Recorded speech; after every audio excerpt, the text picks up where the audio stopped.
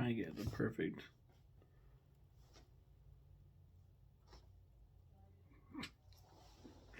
The Dark Tower, 4, Wizard and Glass is what I'm talking about today. It's the Lit Optimist. I feel like it's been forever since I've recorded reviews. Ow, my leg. Oh. So what's this book about? Our four heroes are on a train with a computer for a brain named Blaine the Mono. What was I doing? What was I writing? Our four heroes are on a train with a computer for a brain named Blaine the Mono and are barreling to their deaths unless they can trick him with an unsolvable riddle. What a way to end the third novel on a cliffhanger and pick it right back up here. Eddie ends up winning by confusing Blaine with childish jokes, a really redemptive moment for the former addict here.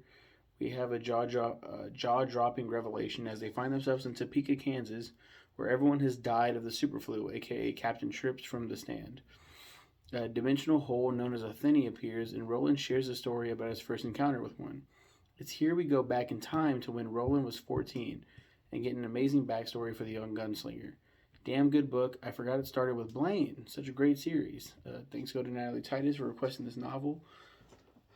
Yeah, they ended getting on Blaine the Mono in Wizard and Glass, and then pick it up here, and then it's like it's just, what a way to start it. Like, obviously you know that they're gonna get out okay, right? Like, hopefully Steven, we good here, and they end up doing just that. They end up being okay, and then it's like not okay. Everyone's died of the super flu. It's like, holy shit. Seeing Captain Trips, I was like, oh my god. So that's how the connection between, because I saw that the stand and this were connected, and Walter O'Dim, the Man in Black, and Randall Flagg are all one and the same person. Like, ridiculous. And then this backstory, man.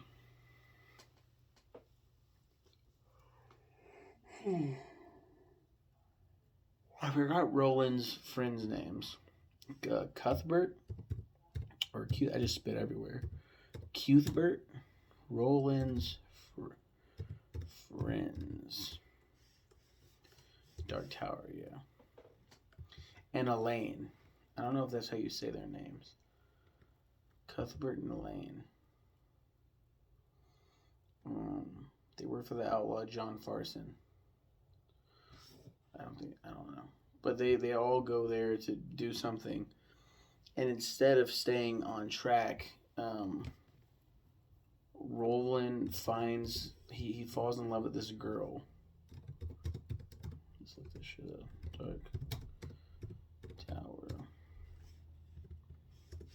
4 Wizard and Glass. 14.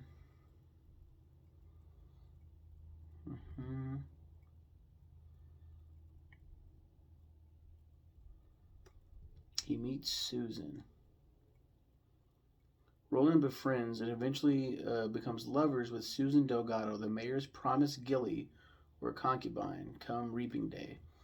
This world's analog to New Year's. The three act under the pretense of gathering information on livestock and animals for Gilead, their hometown, but secretly are attempting to discover a plot created by John Farson, the good man, who was going to attempt to invade Gilead.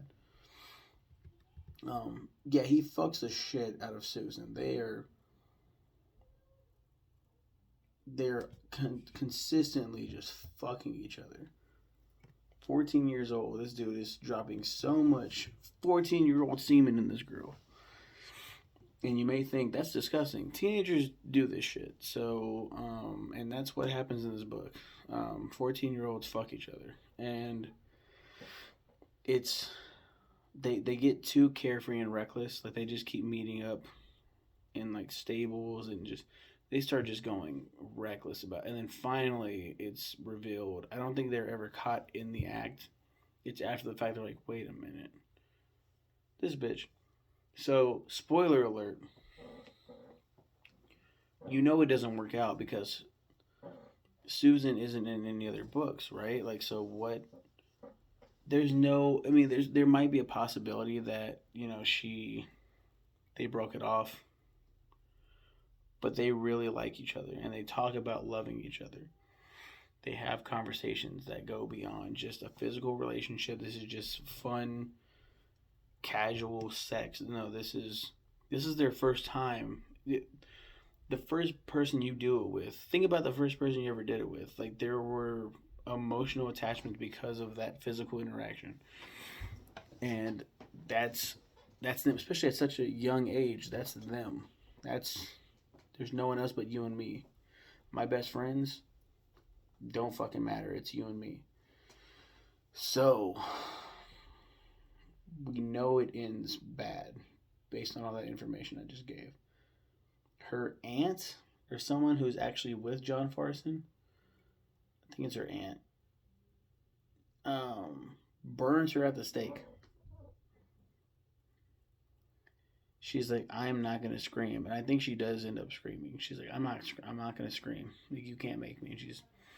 And she takes it, and then she's like holding it in, like, and then she ends up screaming, dying and screams. And then what's sad, even more sad, is that Stephen writes that she was carrying Roland's child.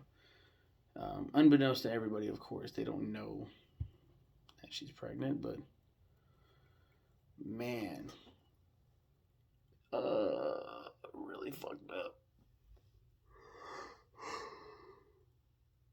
What does wizard and glass mean? You may be wondering. At the end of the book, so they come back to the. We come back to the. They come to a suspiciously familiar Emerald City. The Wizard of Oz parallels continue inside, where the wizard is revealed to be Martin Broadcloak, also known as Randall Flagg. Inside the palace, the five are tormented by a loud voice telling the group to denounce the tower and return home. The voice is revealed to be the TikTok Man, who was rescued by Flagg at the end of the third novel and was quickly disposed of. Oh yeah, I forgot that there's a guy named the TikTok Man.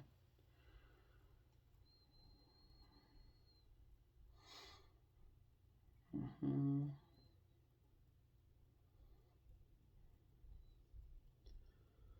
Readers of the uncut version of The Stand may be confused by the dates given in the book. The uncut edition takes place in 1990, while Wizard and Glass brings the concept to the world in 1986. When The Stand was first published, it took place in 1980. It may be said that this is another win than the novel The Stand, as pointed out by Rowland. There are other worlds than these, says Rowland. Well, it makes sense, yeah. We wasn't even thinking about that.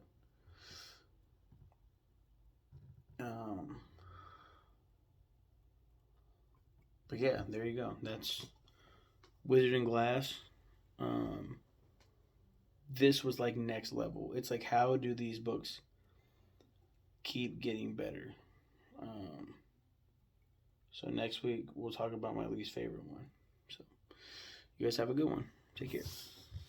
Thanks again, Natalie. Love you.